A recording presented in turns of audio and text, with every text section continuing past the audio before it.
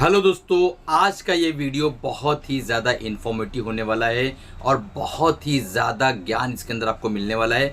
अगर आप एक बिगनर हैं और नए ट्रेडर हैं, ये डिसाइड नहीं कर पा रहे हैं कि मैं ईटीएफ के अंदर ट्रेडिंग स्टार्ट करूं या स्टॉक्स के अंदर ट्रेडिंग स्टार्ट करूं, तो ये एक वीडियो आपके लिए आई ओपनर बनने वाला है और आपकी आंखें बिल्कुल खुल जाएगी। आपका दिमाग सटीक तरीके से सोच पाएगा, आप निर्णय ले पाएंगे, आप डिसाइड कर पाएंगे कि मैं ईटीएफ में काम करने के लिए बना हूं या स्टॉक्स के अंदर काम करने के लिए बना हूं। तो वीडियो में लास्ट तक देखिएगा बिना स्किप किए हुए, ताकि आपको सारी चीज़ें समझ पाए और सारी चीज़ों को आप एब्जॉर्ब कर पाए और सीख के सारी लर्निंग को आप अपने ट्रेडिंग के अंदर इंप्लीमेंट कर पाए। अभी तक के अगर चैनल को सब्सक्राइब नहीं किया है, तुरंत सब्सक्राइब कर लो, बेल बटन दबा दो, ताकि जब भी नए वीडियोस बने आप तक पहुंच सके और आप उससे फायदा उठा सके। तो चलिए, सबसे पहले जब एक नया बिगनर जो ट्रेडर आता है, तो वो बहुत ही ज़्यादा वहमो गुमान में होता है कि मैं ईटीएफ के अंदर ट्रेड करूं या स्विंग के अंदर ट्रेड करूं। आखिर मैं ट्रेड करूं तो किस में करूं, कहाँ मेरा ज़्यादा मुनाफा होगा, कहाँ मुझे घाटा होने की संभावना है, और वो निर्णय नहीं ले पाता है।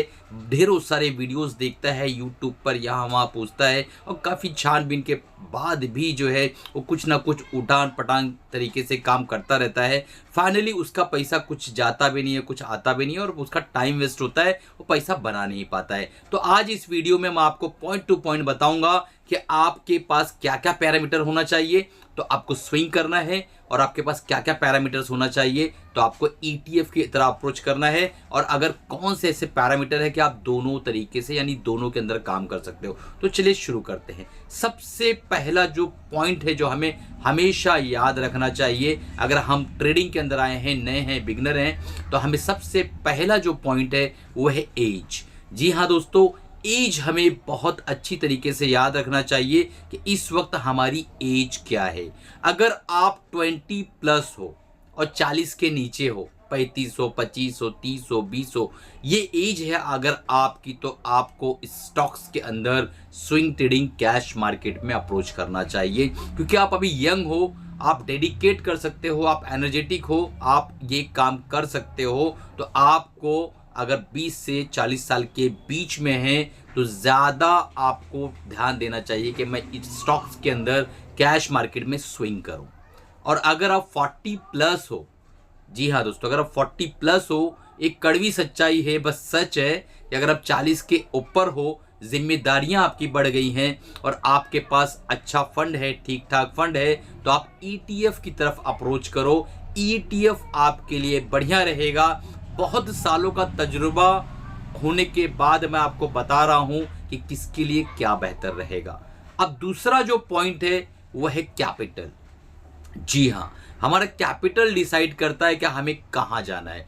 अगर आप बिगनर हो और नए हो और अभी तक मार्केट के बारे में ज़्यादा ज्ञान नहीं है और आपका कैपिटल बड़ा है, तो आपको ईटीएफ की तरफ अप्रोच करना चाहिए। इर्रिस्पेक्टिव ऑफ आपकी एज भले ही कम है, तो भी आपको ईटीएफ की तरह अप्रोच करना चाहिए। और अगर आपका कैपिटल 20,000, 50,000, 30,000 है, तो आपको स्टॉक्स के अंदर स्विंग के अंदर अप्रोच करना चाहिए। अगर आपका कैपिटल बहुत बड़ा है तो आप ईटीएफ में अप्रोच करिए, ईटीएफ को लर्न करिए, ईटीएफ को सीखिए और ईटीएफ के अंदर काम करिए। और अगर आपके पास कैपिटल छोटा सा है, 20,000 है, 30,000 है, 50,000 है, तो आपको स्टॉक्स के अंदर स्विंग के अंदर आपको ध्यान देना चाहिए। आप उस तरफ आपको ज़्यादा डेडिकेट करना चाहिए, अपना ज्ञान, अपनी एनर्जी, अपनी क्षमता और अपना जो स्मॉल कैपिटल है उसको। अब आगे बढ़ते हैं और देखते हैं वो तीसरा कौन सा पॉइंट है जो हमें ध्यान देना चाहिए। अगर हम नए हैं और हमें समझ में नहीं आ रहा है कि ईटीएफ के अंदर काम करें या स्टॉक्स के अंदर काम करें, तो हमारा तीसरा पॉइंट है टाइम। जी हाँ दोस्तों, टाइम कितना आप डेडिकेट कर सकते हो स्टॉक मार्केट के अंदर, वो डिसाइड करेगा कि आप ईटीएफ के अंदर काम करो या स्टॉक्स के अंदर स्विंग करो। तो आप अगर डेली का सिर्फ 5 मिनट 10 मिनट ही दे सकते हो, लर्निंग के बाद की बात बता रहा हूँ, यानी आपने कुछ लर्निंग ले ली है, किसी से सीख लिया है और उसके बाद आप काम कर रहे हो, तो आपके पास सिर्फ अगर 5 से 10 मिनट ही है स्टॉक मार्केट के लिए, तो आपको ईटीएफ की तरफ अप्रोच करना चाहिए, आपको ईटीएफ के ऊपर ध्यान देना चाहिए। अगर आप डेली का आधा घंटा 1 घंटा दे सकते हो, डेडिकेट कर सकते हो स्टॉक मार्केट को, रिलीजियसली फॉलो कर सकते हो डिसिप्लिन को, हर दिन आप आधा 1 घंटा दे सकते हो, कुछ चार्ट्स देख सकते हो, अपने अपने जो स्टॉक्स को बाय कर सकते हो, स्टॉप लॉस को ट्रेल कर सकते हो, वॉच कर सकते हो, आधे से 1 घंटा अगर आप डेली दे सकते हो तो आपको देखना चाहिए स्टॉक्स के अंदर, स्विंग के अंदर। हमारा जो चौथा पॉइंट है, हमें रिटर्न कितना चाहिए, यानी हम रीजनेबल रिटर्न के लिए मार्केट में आए हैं या छक्का छक्का चौका छक्का ये मारने के लिए आए हैं। तो ये डिसाइड करेगा कि हमें जाना कहाँ है, किस तरफ जाना है। ईटीएफ के अंदर हमें ट्रेड करना है या स्टॉक्स के अंदर ट्रेड करना है। अगर आप एक रीजनेबल रिटर्न कमाने आए हो, 15 से 25% आप मार्केट से लेना चाहते हो, उससे ज़्यादा आपकी अपेक्षा नहीं है, तो आप ईटीएफ की तरफ जा सकते हो। आप ईटीएफ को देख सकते हो, क्योंकि ईटीएफ में सही तरीके से सीख साख के ढंग से अच्छे से काम किया अगर आपने, तो 15 से 25% बड़ी आसानी के साथ आपका बच जाएगा। अगर आपका अपेक्षा है, आपकी चाहत है कि मेरा 40% तक प्रॉफिट बने, यानी 25 से 40% की अपेक्षा अगर आप रखते हैं, तो आपको स्टॉक्स के अंदर जो है स्विंग ट्रेडिंग के अंदर जाना चाहिए, क्योंकि वही एक जगह है जहां पे आप सही तरीके से काम करके अप टू 40% उससे भी ज़्यादा रिटर्न निकाल सकते हो। प्रॉपर डिसिप्लिन को मैनेज करो, सही तरीके से स्विंग ट्रेडिंग को सीखो, किसी से भी सीखो, मुझसे सीखो, किसी से भी सीखो, सीख कर अच्छे से काम करोगे तो आप वहां पर अप टू 40% का रिटर्न बड़ी आसानी के साथ निकाल सकते हो। आते हैं अगला पॉइंट, पांचवा पॉइंट, माइंडसेट। हमारा माइंडसेट क्या है, हम किस माइंडसेट से मार्केट के अंदर आए हैं। यानी बचपन में जो हमारा बिहेवियर होता है, कुछ लोग देखे होंगे आपने, बहुत ज़्यादा एग्रेसिव होते हैं, हर काम को बहुत तेजी से करते हैं, बहुत ज़्यादा उत्तेजित होते हैं, और कुछ लोग बहुत स्लो और शांत होते हैं, काम वो भी सब कुछ करते हैं लेकिन बहुत स्लोली आराम से करते हैं। तो हमारा बिहेवियर क्या है, जेनेटिकल हमारा जो बिहेवियर है वो डिसाइड करेगा कि हमें जाना किस रास्ते पे है। अगर आप शांत मिजाज के हैं, बहुत ज़्यादा उछल पुछल वॉलेटिलिटी ज़िंदगी के अंदर नहीं चाहिए, सिंपली सिस्टम से चलना है आपको, तो आपको ईटीएफ की तरफ अप्रोच करना चाहिए। और अगर आप उत्तेजित हैं, बहुत ज़्यादा इम्पल्सिव हो, मेहनत करना चाहते हैं, देखना चाहते हैं, काम करना चाहते हैं, ऊपर नीचे मार्केट के उछाल पुछाल से आपको किक मिलती है, मार्केट में कभी प्रॉफिट दिखता है, कभी लॉस दिखता है, तो आपको उससे अच्छा लगता है कि यार प्रॉफिट हुआ प्रॉफिट हुआ प्रॉफिट हुआ, आपको लगता है लॉस हुआ लॉस हुआ लॉस हुआ, आपको मज़ा आता है, और साथ में आप डिसिप्लिन मेंटेन कर सकते हो, तो आपको स्टॉक्स के अंदर जाना चाहिए। तो ये हमारा माइंडसेट है, जो हमारा पांचवा पॉइंट है, हमारा माइंडसेट है जो डिसाइड करेगा कि हम जाने वाले कहाँ हैं। हमें ईटीएफ को अप्रोच करना चाहिए या हमें जो है स्टॉक्स को अप्रोच करना चाहिए। हमारा छठा जो पॉइंट है, रिस्क एपेटाइट। जी हाँ, हर एक इंसान का जो रिस्क एपेटाइट होता है वो डिफरेंट होता है। मुझे बचपन की एक स्टोरी याद है, जब मैं 14-15 साल का हुआ करता था।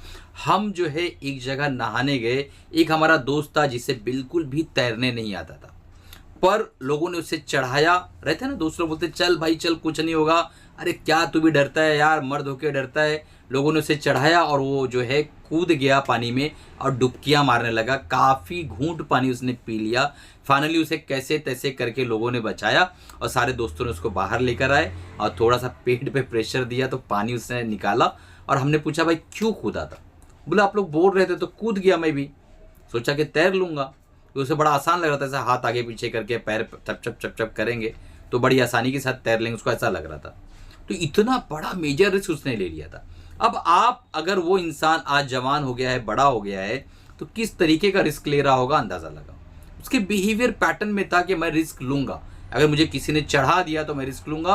और कई बार ये चीज़ें उसके बिहेवियर पैटर्न में जो है इनहेरेंट जो है चली जाती है, और जब भी वो रिस्क लेता है बड़ा रिस्क लेता है। तो अगर आप बड़ा रिस्क लेने के लिए तैयार हो, बड़ा रिस्क ले सकते हो कि मैंने भाई कैपिटल अपना जो लगाया है वो अगर 50% 60% तक ड्रॉ डाउन हो जाएगा तो भी मैं हिम्मत नहीं हारूंगा, टीका रहूंगा, नहीं झुकूंगा, तो आप जो है स्विंग ट्रेडिंग में जा सकते हो, स्टॉक्स के अंदर कैश में, ऑप्शंस में नहीं। इतना रिस्क लेने के बाद भी ऑप्शन में नहीं जाना है, फ्यूचर में नहीं जाना है, ठीक है। आपको जाना है स्टॉक्स के अंदर स्विंग ट्रेडिंग। और अगर आप रिस्क कम ले सकते हो, आपके अंदर उतनी क्षमता नहीं रिस्क लेने की, आप ऐसे हो तो शांत हो, बिल्कुल रिस्क लेने का आप जो है नहीं चाहते कि भाई बहुत ज़्यादा मैं अपने कैपिटल पे रिस्क लूँ, आराम से धीरे धीरे बनाना चाहते हो पैसा, बिल्कुल केचुए के चाल से धीरे धीरे अमीर बनना चाहते हो, तो आपके लिए सबसे बढ़िया है कि आप ETF की तरफ अप्रोच करो, ETF को सीखो और ETF के अंदर काम करो। अब सबसे last point but not least, 7वां पॉइंट जो बहुत इंपॉर्टेंट है कि आप अगर लर्निंग एटीट्यूड नहीं है आपके अंदर तो आप जो है ETF की तरफ अप्रोच करो, क्योंकि ETF में आपने कभी एक बार सीख लिया ढंग से कोई स्ट्रैटेजी।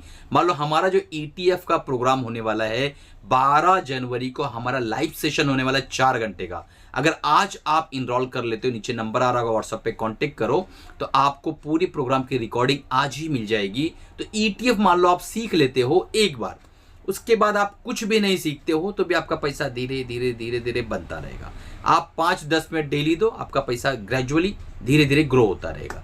और अगर आपका लर्निंग एटीट्यूड है, आप चिंदी में हिंदी निकालते हो और हिंदी में चिंदी निकालते हो, आप जो है बहुत डिटेल में पढ़ाई करने की कोशिश करते हो और हर एक चीज़ को सीखना जानना चाहते हो, कंसिस्टेंट लर्नर हो, लर्न कर सकते हो, टाइम दे सकते हो, आपके अंदर चाहत है, जुस्तजू है, जुनून है आपके अंदर, तो आप जो है स्विंग ट्रेडिंग स्टॉक्स के अंदर उसको सेलेक्ट करो, क्योंकि वहां पे कंसिस्टेंट अगर आप लर्न करते जाते हो तो एक बड़ा पैसा आपका बन जाएगा। अब आपने 7 पॉइंट को देखा, ऐसे तो छोटे पॉइंटर्स बहुत सारे हैं, ये 7 पॉइंटर्स जो हैं वो डिसाइड करेंगे कि आप क्या हो और आपको क्या करना चाहिए। तो आप अभी के अभी कॉपी और कलम यानी कागज और पेन उठा लो और पेपर पेन पे आप लिखो कि आप क्या हो और क्या करना चाहते हो, और फाइनली मुझे कमेंट बॉक्स में आंसर लिख के भेजो कि भाई हम जो है ये करना चाहते हैं, सर हमारा ये प्लान है, सर हमारा स्विंग का प्लान है, हमारा ETF का प्लान है। मैंने अपना एनालिसिस कर लिया है, आपके सारे पॉइंटर्स पे आधार पे मैंने अपना एनालिसिस किया और मैं ये निकल के आ रहा हूँ कि भाई मैं ETF लवर हूँ, मैं स्विंग लवर हूँ। अब लास्ट पॉइंट कि अगर किसी को दोनों करना है तो वो कैसा होना चाहिए, उसके पॉइंटर्स क्या होना चाहिए। तो अगर आप 30 से 40 की एज के हो, 30 से 40 की एज के हो, आपके पास 1 लाख से 10 लाख पैसा भी, आपके पास कैपिटल भी ठीक ठाक है, तो आप दोनों को डिसाइड कर सकते हो, दोनों को लर्न कर सकते हो, दोनों को सीख सकते हो। और कैपिटल आप दोनों को लर्न करके सीख के और दोनों को आप एक साथ करो, 2 अलग अलग अकाउंट के अंदर। ETF के अंदर आप कुछ पैसे डालो, मान लो ETF के अंदर 5 लाख डाला, स्विंग में 5 लाख डाला, दोनों को करते रहो। अगर 10 लाख है तो 2 लाख है तो 1-1 लाख डाल दो, 4 लाख है तो 2-2 लाख डाल दो, 3 लाख है तो 1.5 लाख डाल दो। और 2-4 महीने में आपका शरीर, आपका दिमाग खुद आपको आंसर देगा कि हमें जो है इसके अंदर ज़्यादा एलोकेशन करना है, इसके अंदर कम करना है। और जैसे जैसे आपकी उम्र बढ़ती जाएगी, आप खुद ही धीरे धीरे धीरे धीरे एलोकेशन कहाँ पे ज़्यादा करना है, कहाँ पे कम करना है, वो डिसाइड कर लोगे। तो ये मैंने एक ब्लूप्रिंट आपको बना दिया, आई ओपनर पॉइंटर्स बना दिए, जिससे आप निर्णय ले सको कि मुझे क्या करना चाहिए। बहुत से लोग परेशान थे यूट्यूब पे कि सर हम क्या करें क्या करें क्या करें। कमेंट्स भी मुझे आ रहे थे, कंटिन्यू व्हाट्सएप पे भी पूछा जा रहा था कि सर दोनों प्रोग्राम ले हम कि एक ही ले, आपका ETF ले के स्विंग ले। तो मैंने ये पॉइंटर्स बता दिया, इसके आधार पर आप जहाँ भी खड़े हो वो हिसाब से आप प्रोग्राम ले सकते हो। मुझसे या किसी और से सीखो, कोई प्रॉब्लम नहीं है, लेकिन सीख कर काम करो। एक फाइनेंशियल गुरु, एक टीचर, एक मेंटर आपकी लाइफ में होना चाहिए। जब भी आपको टेंशन आए तो आप उससे एटलीस्ट फ़ोन करके बात करके व्हाट्सएप पे पूछ सको। तो वीडियो कैसा लगा, इन्फॉर्मेटिव लगा हो तो लाइक करना, चैनल को सब्सक्राइब नहीं किया सब्सक्राइब कर लेना, बेल बटन दबा देना और अपने दोस्तों तक इस वीडियो को शेयर करो। ये वीडियो ऐसा है जिसे आप लाइब्रेरी में सेव करके रख सकते हो और बार बार देख सकते हो कि मैंने कौन कौन से पॉइंटर्स बना के आपको दिए हैं और किसके आधार पर आपको क्या करना चाहिए।